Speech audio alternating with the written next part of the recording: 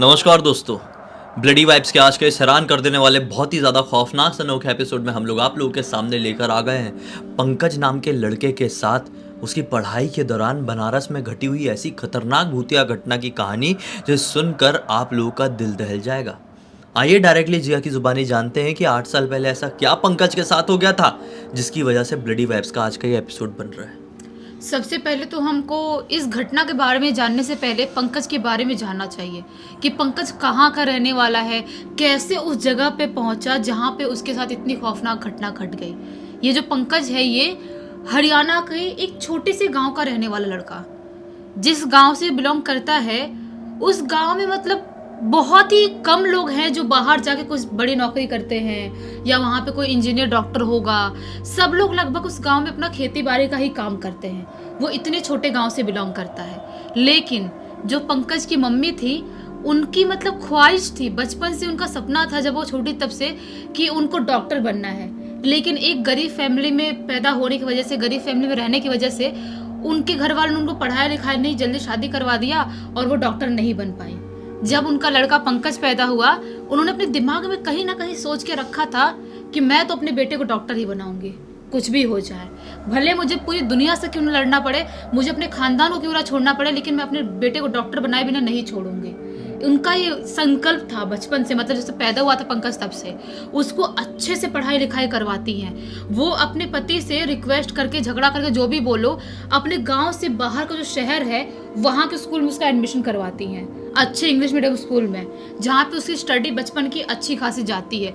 इसके घर वाले पंकज के हमेशा बोलते थे क्या करेगा पढ़ के, हमारे पास इतना खेत है, आगे चल के खेती बाड़ी संभालेगा, हमारा जो सब लोग चलता आ रहा है, हमारे सदियों से जो सब लोग खेती बाड़ी करते हैं वही करता रहेगा, क्या कर लेगा पढ़ाई लिखाई करके, क्या करेगा बाहर जाके नौकरी करके, किसी का नौकरी तो बनेगा, क्या कर लेगा।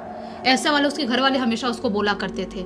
लेकिन इसकी मम्मी कभी नहीं चाहते थे कि खेत बाड़ में काम करे, इसको डॉक्टर ही बनाना था, ऐसा वाला था। जो पंकज की फैमिली थी ना, बहुत बड़ी फैमिली थी, दादा दादी, ताऊ जी, ताई जी, उनके बच्चे, चाचा चाची, उनके बच्चे, ये मतलब बहुत बड़ी ज्वाइंट फैमिली थी, जिसमें से इसकी मम्मी ने चूज किया कि मैं अपने बेटे को लड़ाई करके पढ़ाऊंगी। तो इसका सब कुछ ऐसा ही अच्छा खासा चल रहा था। इसकी स्टडी अच्छी खासी 10th तक की गांव में हो जाती है, जो गांव के बाहर स्कूल था उसमें। उसके बाद क्या करें ये लोग, कुछ समझ में इनको आता नहीं है। इसकी मम्मी को और पंकज का भी पढ़ने का बहुत मन हो गया था, जैसे पढ़ाई कर रहा था अच्छे स्कूल में, सब लोग अच्छे खासा पढ़ाई करते थे, इसका भी मन हो गया था कि हाँ मैं मम्मी का सपना पूरा करूंगा, मैं डॉक्टर बनूंगा ही। तो इसकी मम्मी बोलती है पंकज की, इसके पापा से, कि इसको अपन कहीं बाहर हॉस्टल में भेज देते हैं आगे की पढ़ाई के लिए, डॉक्टर बनने के लिए। यहाँ पे रह के तो नहीं हो पाएगा, उसके लिए इतने सारे एग्जाम्स निकालने पड़ते, सब कुछ करना पड़ता है, यहाँ पे रह के नहीं होगा गाँव में, और गाँव के आसपास में कोई वैसी अच्छी जगह है नहीं जहाँ पे इसको डॉक्टर बना सकते हैं। तो इसके पापा बोलते हैं पंकज के, बस हो गया, बहुत हो गया, तुम्हारी जिद की वजह से 10वीं तक पढ़ा है ना, ये बस इतना हो गया, इससे आगे नहीं पढ़ेगा, इतने पैसे भी नहीं है भेजने के लिए बाहर कहीं, और भेजना भी नहीं है हमको, ऐसा वाला है। अब पंकज की मम्मी टेंशन में, करे तो करे क्या। पंकज भी रोग आ रहा है, अपने पापा के सामने बोल रहा है कि प्लीज पापा जी भेज दो मुझे पढ़ाई करना है, कहीं हॉस्टल में भेज दो। लेकिन उसके पापा ने हाथ खड़े कर दिए थे, बोले कि नहीं, हो ही नहीं सकता, मैं भेजूंगा ही नहीं। दादाजी से बात करती है, ताऊ जी से बात करती है उसकी मम्मी, लेकिन कोई भी रेडी नहीं होता है। अब इसकी मम्मी डिसाइड कर लेती है कि मैं अपने बेटे को तो कैसे भी भेज के रहूंगी। उसकी मम्मी अपने भाई से बात करती है, यानी कि इसके पंकज के मामा जी से बात करती है। तो मामा जी मान जाते हैं, बोलते हैं कि ठीक है, अपनी बहन को बहुत प्यार करते थे, मैं थोड़े बहुत पैसे का इंतजाम कर लूंगा। तो इसकी पंकज की मम्मी बोलती है मेरे पास बहुत सारे गहने वहने भी है जो मैं आगे टाइम आने पे बेच दूंगी पढ़ाने के लिए, जो मेरे पास बहुत ज्वेलरी उनके पास बहुत सारी थी, तो सोचते हैं मैं पढ़ाने के लिए आगे बेच दूंगी। तो ऐसा ही होता है, पंकज के जो मामा जी हैं वो पता लगाते हैं बनारस में कहाँ पे उनको मेडिकल कैसे करवाना है उसके बारे में, क्योंकि इनको इधर दिल्ली नहीं भेजना था, दिल्ली हरियाणा के पास से नज़दीक है। इसके घर वाले जाते और हो सकता तो कभी ना कभी इसको पंकज को बुला के लेके आ जाते। तो ये लोग डिसाइड करते हैं कि हमको बनारस भेजना है। इसके मामा और मम्मी दोनों डिसाइड करते हैं। इसके मामा जाते हैं बनारस में, पता लगाते हैं कौन से कॉलेज में कैसे एग्जाम निकालना होगा, कैसे ट्यूशन करना होगा या क्लासेस लेना होगा कि आगे पढ़ाई करेगा, सब कुछ के बारे में पता लगा लेते हैं। उसके बाद इसके मम्मी के पास आते हैं, उनसे बात करते हैं। इसकी मम्मी बोलती है कि मेरा तो निकलना पॉसिबल नहीं है घर से, मैं तो नहीं जा पाऊंगी वहाँ पे एडमिशन करवाने के लिए, कुछ भी करने के लिए। काम करो आप, मैं बोलती हूँ पंकज मामा घर जा रहा है, आप उसको ले जाओ और वहीं से हॉस्टल में डाल देना, बाकी जो बात का है हम संभाल लेंगे, कोई बड़ी बात नहीं है, बताना नहीं है घर वालों को। ऐसा ही होता है। पंकज के मामा पंकज को अपने यहाँ ले आते हैं और वहाँ से ले जाके इसकी पैकिंग तो अच्छी खासी हो गई थी, जो भी कपड़े उपड़े थे घर से मामा के यहाँ जाने के लिए पैकिंग हुई थी, वो मामा जी इसको लेके बनारस में आ जाते हैं। यहाँ पर मामा जी नीट के एग्ज़ाम के लिए उसका क्लासेस में एडमिशन करवा देते हैं। लेकिन अब रहने के लिए फ्लैट तो चाहिए ही, कोई तो हॉस्टल कुछ तो होना चाहिए जहाँ पे वो रहेगा, और इसकी कमी तो थी, सबको पता है। बजट बहुत ज़्यादा कम था इनके पास कि कहीं महंगे हॉस्टल में या कहीं इसको रखे, कोई महंगे इलाके में रखे जहाँ पे बहुत सारे बच्चे रह के पढ़ाई करते हैं। मामा जी बोलते हैं बेटा क्या करे, समझ में नहीं आ रहा है, बहुत ज़्यादा रेंट बोल रहे हैं सारे रूम्स का, समझ में नहीं आ रहा है क्या करे, कि कुछ भी चारा नहीं लग रहा है। तो जहाँ पे जिस क्लासेस में एडमिशन करवाए थे ना, वहाँ के जो टीचर थे उनसे मामा जी ऐसे ही बोलते हैं कि मैं थोड़ा सा आपसे कुछ बात करना चाहता हूँ। टीचर बोलते हैं क्या हुआ, तो वो बताते अपनी मजबूरी कि हमारी ऐसी मजबूरी है और हम अपने बेटे को ऐसी जगह पे नहीं रख सकते, महंगी जगह पे जहाँ पे वो हॉस्टल में या कोई रूम लेके रहे, तो आप कोई सस्ती जगह हो तो बता सकते हो जहाँ पे पैसा कम लग रहा हो। तो टीचर बताते हैं देखो बच्चों का पढ़ाई करने वाला एरिया तो एक अलग सा रहता है, जहाँ पे बच्चे फोकस करके पढ़ाई कर पाते हैं, साथ में रहते तो और अच्छे से कर पाते हैं। लेकिन अगर आप बोल रहे हो कि थोड़ा सा आउटर में सस्ते जगह पे चाहिए, तो उसके बारे में भी पता है। जो टीचर थे वो बताते हैं कि यहाँ से जहाँ पे क्लासेस देखे थे वहाँ से 4.5-5 किलोमीटर दूरी पे एक एरिया है, वो पर्टिकुलर एरिया का नाम बताते हैं जिसका नाम मैं नहीं बताना चाहती। उस एरिया में बहुत सारे पुराने घर है, थोड़ा सा आउटर एरिया है, जंगली एरिया है, दूर दूर घर है, और जैसा कि मतलब बोलते हैं ना रॉ हाउसेस नहीं होते वैसे टाइप का है। वहाँ पे आपको सस्ते में मिल सकता है, अगर 1 BHK का फ्लैट वहाँ पे सस्ते मिल जाएगा तो आप वहाँ पे रखवा सकते हो।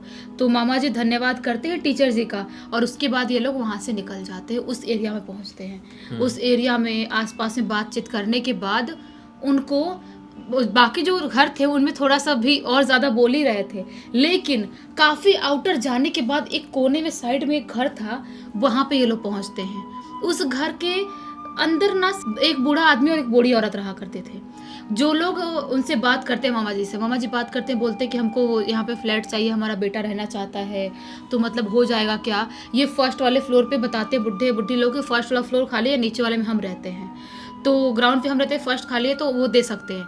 और बजट इतना कम बताते हैं कि मामा जी बिना कुछ सोचे 1 सेकंड में रेडी हो जाते हैं। 1 सेकंड में पंकज भी अब खुश हो जाते हैं, चलो फाइनली इतने कम बजट में इतना बड़ा रूम हमको मिल रहा है। ये लोग रूम देखने जाते हैं तो काफ़ी अच्छा खासा बड़ा रूम था, मस्त ठंडक थी वहाँ पे, और जो व्यू था ना वहाँ से फर्स्ट फ्लोर से बाहर का वो बहुत सुंदर लग रहा था, पूरा ग्रीनरी, थोड़ा जंगल वाला एरिया और थोड़ा सुनसान लग रहा था। इनको अच्छा लगा इनको कि चलो यहाँ पर भी गाँव वाली वाइब मिल रही है, हमारे गाँव में भी ऐसी वाइब मिल रही थी। तो ये लोग वहाँ पे बात करते हैं, और उस दिन ही मामा जी बोलते हैं कि हमारे पास ना रहने के लिए भी कोई दूसरा घर है नहीं, तो आप कर लोगे शिफ्टिंग का, तो सामान आज ही लाएंगे होटल से और आज ही शिफ्टिंग करा के मैं कल निकल जाऊंगा हरियाणा के लिए। तो घर वाले जो बुढ़े बुढ़ी थे वो भी रेडी हो जाते हैं। मामा जी सेम डे उसका सामान लाते हैं और इस घर में इसको शिफ्ट करा के अपना ट्रेन पकड़ के हरियाणा के लिए वापस आ जाते हैं। अब पंकज की जिंदगी अलग से स्टार्ट होती है, बिना घर वालों की। ना कोई मामा जी हैं, ना कोई माँ है, ना कोई बाबूजी है, ना कोई दादा दादी है, सब कोई भी नहीं है। पहली बार जिंदगी में बेचारा बच्चा ही था ना वो, अकेले रहने के लिए आया था। लेकिन ये अपने रूम में बैठ के सोच ही रहा था कि मैं रह पाऊंगा कि नहीं रह पाऊंगा, क्या करूंगा, कुछ समझ में नहीं आ रहा। अपने फर्स्ट फ्लोर रूम पे बैठा हुआ था, कपड़े पे निकाल रहा था। अलमारी जो थी एक ऐसे बोलते ना सीमेंट की अलमारी टाइप बनी हुई थी, वैसी वाली थी, तो उसमें कपड़े पे निकाल कर रख रहा था। तभी अचानक से उसका डोर नॉक होता है, जाता है, दरवाज़ा खोलता है तो क्या पाता है, कांपते हुए हाथों पैरों से जो बूढ़ी औरत है ना, जो उनकी ओनर, वो आई हुई है। बोलता है आंटी आओ ना, आओ बैठो। बेड पे बैठाता है। आंटी आती हैं और बैठती हैं, बोलती हैं बेटा देखो तुमको बहुत ज़रूरी थी इसलिए तुमको ये फ्लैट तो दे दिया है, लेकिन मैं जो तुमको बताने जा रही हूँ ना अभी, तुम्हारे लिए थोड़ा डरावना भी हो सकता है, क्योंकि उसकी वजह से बहुत सारे लोगों ने ये फ्लैट खाली कर दिया है पहले भी। तो पंकज बोलता है क्या डरावना, मैं कुछ समझ नहीं पा रहा हूँ। तो वो बूढ़ी लेडी बताती है कि इस फ्लैट में रात के वक्त में ना चीखने चिल्लाने और रोने की आवाज़ें भी तुमको सुनाई दे सकती है, और बाहर वाला जो एरिया है, कॉरिडोर जो एरिया है, वहाँ से भी तुमको चीखने चिल्लाने की आवाज़ें सुनाई दे सकती है। तुमको अपने घर के बाहर से, रोड साइड से ऐसा महसूस हो सकता है कि आधी रात को तुम्हारे नाम लेके कोई तुमको पुकार रहा है। लेकिन कुछ भी हो जाए, तुमको रिएक्ट नहीं करना है, तुमको कुछ भी उसका जवाब नहीं देना है, हाँ ना हूँ कुछ भी नहीं बोलना है। चुपचाप रात में सो गए मतलब तुम समझ लो कि सो गए। तुम जाग रहे हो, तुम्हारी आंख बंद रहनी चाहिए, आंख खुलनी नहीं चाहिए। और कुछ भी देखने की, चेक करने की कोशिश मत करना। ये थोड़ा सा घबरा जाता है, बोलता है लेकिन आंटी वो चिल्लाता कौन है? तो बताती है बूढ़ी औरत कि बेटा तुम बस इतना जान लो कि वो जो भी है उसके बारे में जितना कोई कम जाने वो ज़्यादा बेटर है। तो ये बोलता है कि ठीक है, मैं कुछ रिएक्ट नहीं करूंगा। मजबूरी थी बेचारे, क्या करे, बच्चा है, एक तो ढंग से समझ भी नहीं पाया था कौन चिल्लाता है, कौन रोता है, किसी कोई मारता तो नहीं है। उसके दिमाग में यही चल रहा था बार बार। बूढ़ी औरत बोलती है ठीक है बेटा, अगर किसी चीज़ की ज़रूरत होगी तो नीचे हूँ बुला लेना, खाने वाने की ज़रूरत होगी तो आज रात में तुम हमारे घर से ही खाना खा लेना, ऐसा बोलती है। बोलता है ठीक है आंटी। आंटी चली जाती है, दरवाज़ा बंद कर लेता है। आज शाम होते होते तक, शाम के 8 बजे तक सब कुछ अपनी शिफ्टिंग विफ्टिंग जो भी सामान वामान लाया था सब कुछ, बुक्स वगैरह सब कुछ शिफ्ट कर लेता है वहाँ पे। उसके बाद सोचता है कि आंटी ने बुलाई थी नीचे खाना खाने के लिए।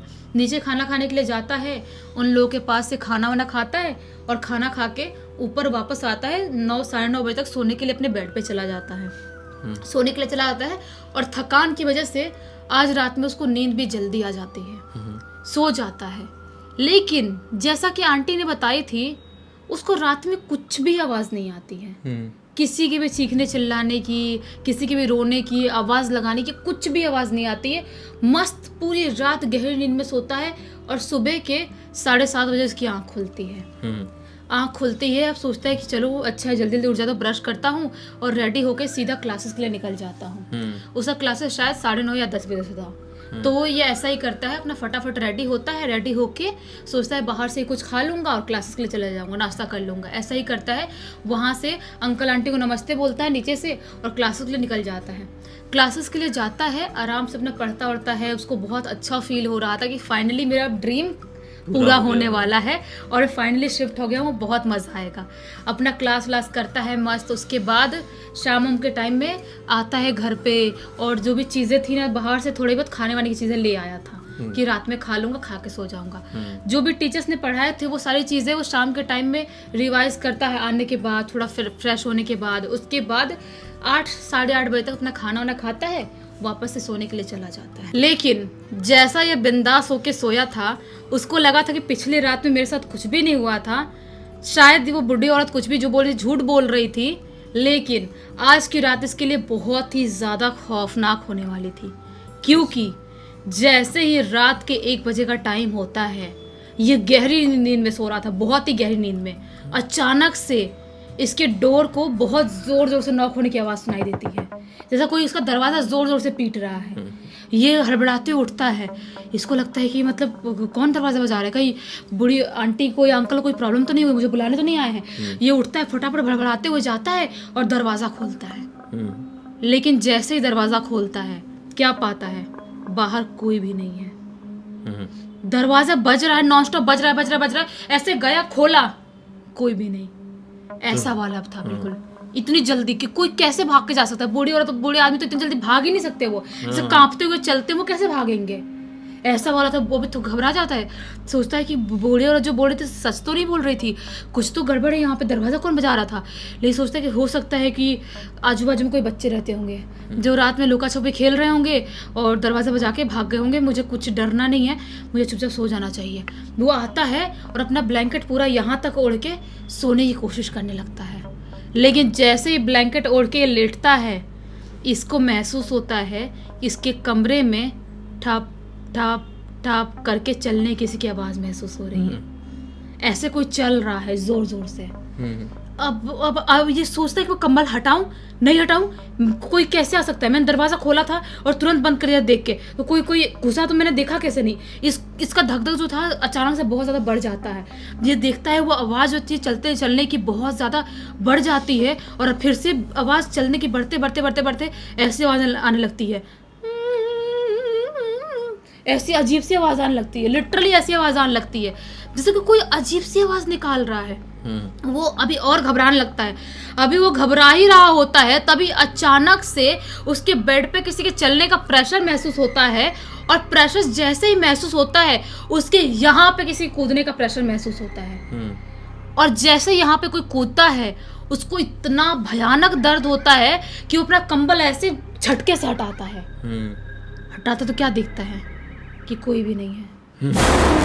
कोई भी नहीं है, लिटरली कोई कूदा था यहाँ पे, और देखने से उसको कोई भी महसूस नहीं हो रहा है। अब वो बहुत ज़्यादा घबरा जाता है। जो नाइट बल्ब चालू किया था उसको बंद करके वो बड़ा वाला बल्ब चालू करता है। बड़ा वाला बल्ब चालू करता है, पूरे घर में देखता है, उसको पूरे रूम में कोई भी उसको दिखाई नहीं देता है। लेकिन इसका जो पानी का जग था वो पूरा ऐसे पलटा हुआ है, उसका जो ग्लास रखा, उसके बुक्स, उसके कपड़े सब फैले हुए पूरे रूम में पड़े हुए हैं। पूरा बिखरा हुआ रूम। ये देख के बहुत ज़्यादा घबरा जाता है। ये समझ नहीं पाता है कि आखिर है कौन यहाँ पे, आखिर कोई है तो मुझे दिखाई क्यों नहीं दे रहा है, मुझे कुछ समझ में क्यों नहीं आ रहा है। वो इतना घबराया था, सोचते मैं बैठा रहता हूँ, मैं लाइट ऑन करके रखूँगा, मैं कुछ रिएक्ट नहीं करूँगा। बैठा है, उसकी आँख बंद होने वाली हो रही तो भी आँख खोल रहा है, बैठा है, लाइट ऑन है, ऐसी पता नहीं चलता है कब अचानक उसकी आँख ऐसे बंद होती है, ऐसा लुढ़क के गिर के सो जाता है। और लाइट अभी भी चालू है। सो जाता है, लेकिन जैसे ही सोता है बहुत जोर जोर से वापस दरवाजा नॉक होने की आवाज़ सुनाई देने लगती है, बहुत जोर जोर से पीटने की। झटके में उठता है, वापस कोई आ रहा है क्या, मुझे कुछ समझ में नहीं आ रहा है। ये वो सोचता है दरवाज़ा खोलूँ नहीं खोलूँ, क्या करूँ, कुछ समझ में नहीं आ रहा है। दरवाज़ा बजाने की बहुत जोर से आवाज़ आती है, बहुत जोर जोर से चिल्लाने की आवाज़ आने लगती है, चीखने की आवाज़ आने लगती है, रोने की आवाज़ आने लगती है। तभी अचानक से भागते हुए जाता है, खुद को कंट्रोल नहीं करते, दरवाज़ा खोल देता है। और जैसे ही दरवाज़ा खोलता है वहाँ पे उसको महसूस होता है, लिटरली महसूस होता है कि सीढ़ियों से, कॉरिडोर से भागते हुए डर करके भागते हुए नीचे गया। कोई दिखाई नहीं दिया, सिर्फ भागते हुए कोई नीचे गया। वो बाहर जाके देखने की कोशिश करता कौन था, इतनी स्पीड में कोई हवा जैसे रॉकेट की तरह कैसे भाग सकता है। देखने की कोशिश कर रहा है, चारों तरफ रोड की तरफ देख रहा है, उसको कोई भी नहीं दिखाई दे रहा है। तभी रोड के आगे साइड में थोड़ा सा एक बोलते ना स्ट्रीट लाइट लगा हुआ था, उस खंबे के पास एक लड़का उसको खड़ा हुआ दिखाई देता है।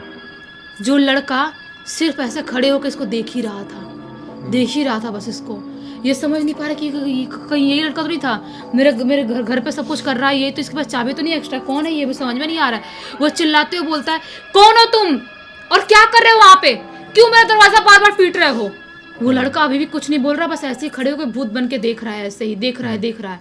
बोलता है, समझ में नहीं आता तुमको, कौन हो तुम, रुको मैं आके तुमको बताता हूँ, मेरे को डरा रहे हो तुम। अब था ही हरियाणवी लड़का, जाट लड़का था अपना, भागते हुए जाता है वहाँ पे नीचे सीढ़ियों से उतरते हुए, और जैसे ही उसके पास पहुँचता है, अभी थोड़ा सा मतलब इतना उसके पास पहुँचा ही है, तभी अचानक से लिटरली उसके सामने से ऐसे धुआं होकर वो लड़का गायब हो जाता है ऐसे। और जैसे ये नज़ारा देखता है वहीं पे गिर के बेहोश हो जाता है। कोई भी हो जाएगा, क्योंकि सुनने में बहुत नॉर्मल लग रहा है, बोलने में नॉर्मल लग रहा है, लेकिन आपके सामने मान लो मैं ऐसे खड़ी हूँ और ऐसा चुटकी में गायब हो जाऊं, इमेजिन करो कितना ज्यादा डर लगेगा।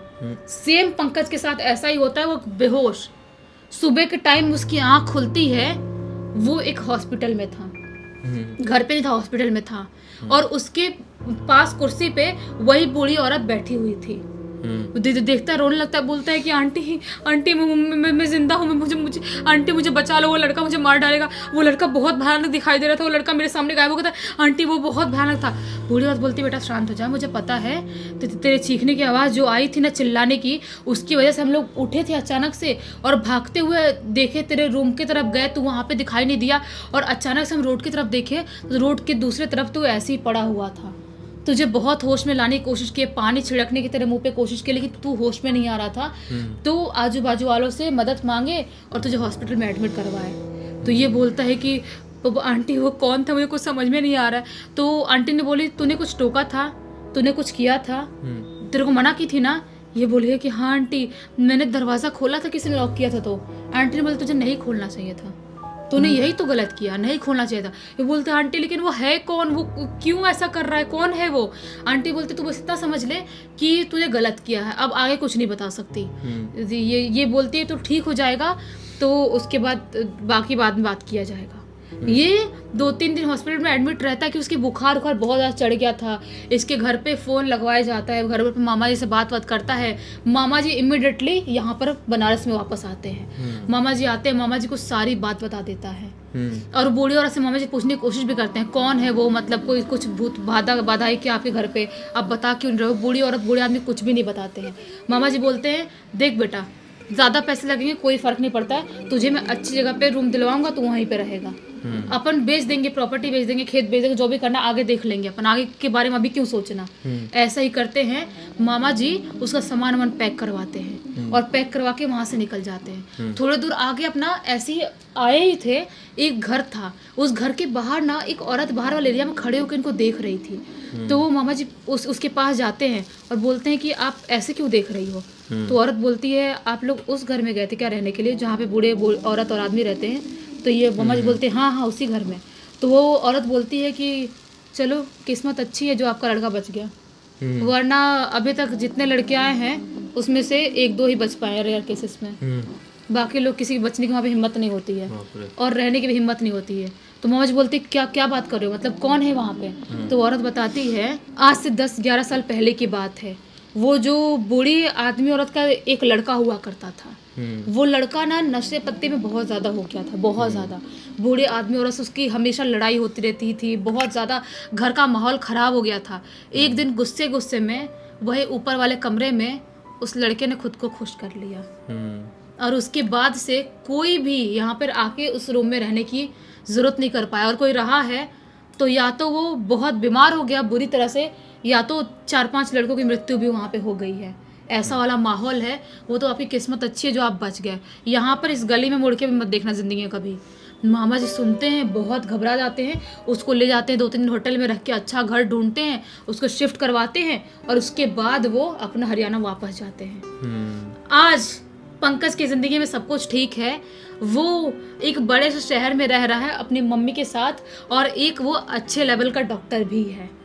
लेकिन वो जो घटना उसके साथ घटी थी ना, उस घटना को आज तक नहीं भूल पाया है। बाप रे, बहुत ज़्यादा स्कैरी थी।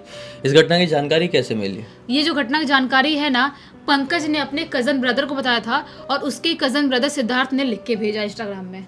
बाप रे, बहुत ज़्यादा स्कैरी थी लिटरली। खैर अब क्या कहें, इसी एक नोट के साथ इस कहानी का अंत करते हैं। अब तक इस वीडियो को देख लिए हैं तो लाइक ज़रूर कर देना, चैनल को सब्सक्राइब करके बेल आइकन दबा के ऑल के ऑप्शन में क्लिक करना, क्योंकि इसी तरह के हैरान कर देने वाले खौफनाक वीडियोस डेली आप लोगों के सामने लेके आते रहते हैं। इंस्टाग्राम की लिंक इस वीडियो के डिस्क्रिप्शन बॉक्स में मिल जाएगी, वहाँ पे जुड़ जाना। बाकी कल फिर से मिलते हैं, तब तक के लिए बहुत बहुत धन्यवाद। आपका दिन शुभ हो।